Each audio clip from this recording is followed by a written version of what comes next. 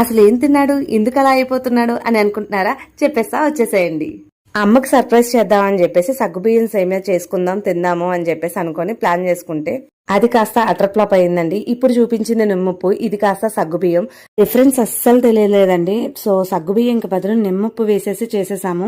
చేసేగానే total spoil అయిపోయింది. Full తిట్లు పడిని, 1 litre milk waste అయింది, సేమియా వేస్ట్ అయింది, జీడిపప్పు అది వేస్ట్ అయిందని ఫుల్ తిట్లేని.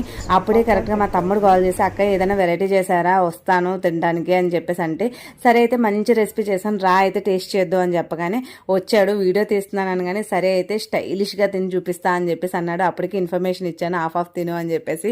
సో పాపం హాఫ్ తినగానే పాపం చూసారు కదా ఎలా బలైపోయాడో. ఇది అసలు అన్ఎక్స్పెక్టెడ్ ప్రాంక్ అండి. ఈ ప్రాంక్ని, ఈ సేమియాని యూజ్ చేసుకొని మా ఫ్యామిలీ మెంబర్స్ అందరినీ కూడా ప్రాంక్ చేయడం జరిగింది. సో ఆ వీడియోస్ మీకు కావాలి అంటే కనుక ఈ వీడియోకి 2K లైక్స్ చేయండి. ఆ వీడియోస్ అప్లోడ్ చేసేస్తాను. Thank you for watching.